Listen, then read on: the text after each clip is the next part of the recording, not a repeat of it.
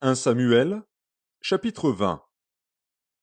David s'enfuit de Najoth près de Rama. Il alla trouver Jonathan et dit: Qu'ai-je fait? Quel est mon crime? Quel est mon péché aux yeux de ton père, pour qu'il en veuille à ma vie? Jonathan lui répondit: Loin de là, tu ne mourras point. Mon père ne fait aucune chose, grande ou petite, sans m'en informer. Pourquoi donc mon père me cacherait-il celle-là?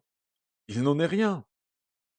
David dit encore, en jurant: Ton père sait bien que j'ai trouvé grâce à tes yeux, et il aura dit: Que Jonathan ne le sache pas, cela lui ferait de la peine. Mais l'Éternel est vivant et ton âme est vivante. Il n'y a qu'un pas entre moi et la mort. Jonathan dit à David: Je ferai pour toi ce que tu voudras. Et David lui répondit: Voici, c'est demain la nouvelle lune, et je devrais m'asseoir avec le roi pour manger. Laisse-moi aller, et je me cacherai dans les champs jusqu'au soir du troisième jour. Si ton père remarque mon absence, tu diras: David m'a prié de lui laisser faire une course à Bethléem, sa ville, parce qu'il y a pour toute la famille un sacrifice annuel. Et s'il dit: C'est bien, ton serviteur alors n'a rien à craindre, mais si la colère s'empare de lui, sache que le mal est résolu de sa part. Montre donc ton affection pour ton serviteur, puisque tu as fait avec ton serviteur une alliance devant l'Éternel. Et, s'il y a quelque crime en moi, ôte-moi la vie toi-même, car pourquoi me mènerais-tu jusqu'à ton père? Jonathan lui dit: Loin de toi la pensée que je ne t'informerai pas, si j'apprends que le mal est résolu de la part de mon père et menace de t'atteindre. David dit à Jonathan: Qui m'informera dans le cas où ton père te répondrait durement? Et Jonathan dit à David: Viens, sortons dans les champs. Et ils sortirent tous deux dans les champs. Jonathan dit à David: Je prends à témoin l'Éternel, le Dieu d'Israël. Je sonderai mon père demain ou après-demain, et dans le cas où il serait bien disposé pour David, si je n'envoie vers toi personne pour t'en informer, que l'Éternel traite Jonathan dans toute sa rigueur. Dans le cas où mon père trouverait bon de te faire du mal, je t'informerai aussi et je te laisserai partir, afin que tu t'en ailles en paix, et que l'Éternel soit avec toi, comme il a été avec mon père. Si je dois vivre encore, veuille user envers moi de la bonté de l'Éternel. Et si je meurs, ne retire jamais ta bonté envers ma maison, pas même lorsque l'Éternel retranchera chacun des ennemis de David de dessus la face de la terre. Car Jonathan a fait alliance avec la maison de David. Que l'Éternel tire vengeance des ennemis de David. Jonathan protesta encore auprès de David de son affection pour lui, car il l'aimait comme son âme. Jonathan lui dit: C'est demain la nouvelle lune. On remarquera ton absence, car ta place sera vide. Tu descendras le troisième jour jusqu'au fond du lieu où tu t'étais caché le jour de l'affaire, et tu resteras près de la pierre d'Ézel. Je tirerai 3 flèches du côté de la pierre, comme si je visais un but. Et voici, j'enverrai un jeune homme, et je lui dirai: Va, trouve les flèches. Si je lui dis: Voici, les flèches sont en deçà de toi, prends-les.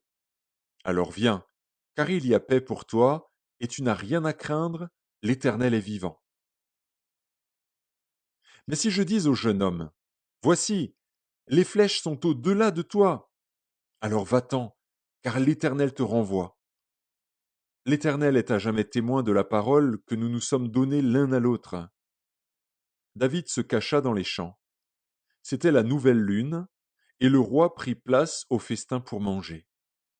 Le roi s'assit comme à l'ordinaire sur son siège contre la paroi. Jonathan se leva, et Abner s'assit à côté de Saül. Mais la place de David resta vide. Saül ne dit rien ce jour-là, car, pensa-t-il, c'est par hasard, il n'est pas pur, certainement il n'est pas pur. Le lendemain, second jour de la nouvelle lune, la place de David était encore vide. Et Saül dit à Jonathan, son fils: Pourquoi le fils d'Isaïe n'a-t-il paru au repas ni hier ni aujourd'hui? Jonathan répondit à Saül: David m'a demandé la permission d'aller à Bethléem.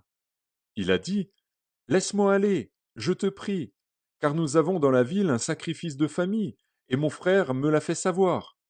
Si donc j'ai trouvé grâce à tes yeux, permets que j'aille en hâte voir mes frères.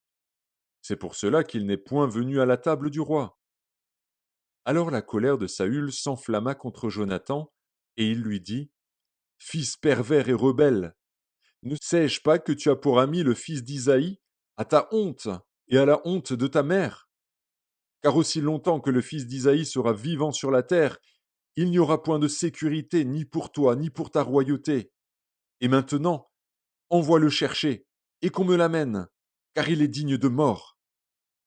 Jonathan répondit à Saül, son père, et lui dit, Pourquoi le ferait-on mourir? Qu'a-t-il fait? Et Saül dirigea sa lance contre lui pour le frapper.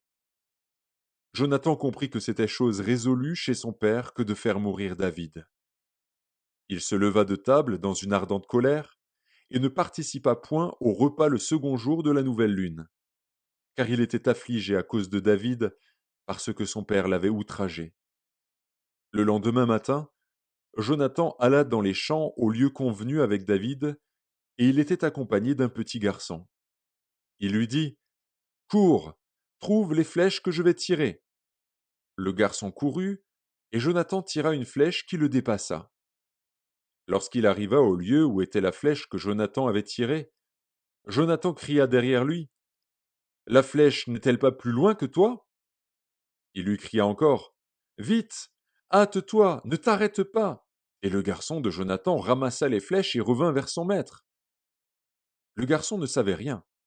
Jonathan et David seuls comprenaient la chose.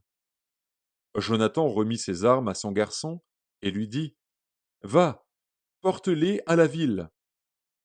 Après le départ du garçon, David se leva du côté du midi, puis se jeta le visage contre terre et se prosterna 3 fois. Les deux amis s'embrassèrent et pleurèrent ensemble. David surtout fondit en larmes.